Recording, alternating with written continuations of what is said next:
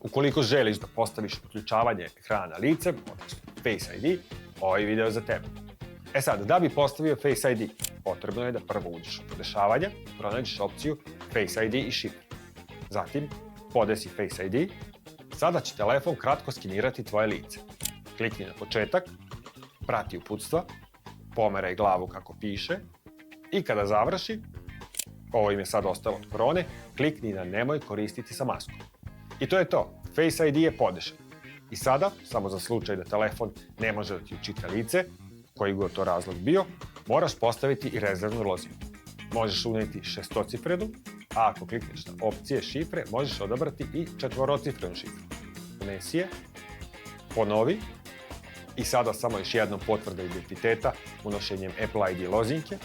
Malo već preteruju sa tim sigurnostima, ali tako je kako je. Gotovo je. Sada možeš uključavati telefon samo lice.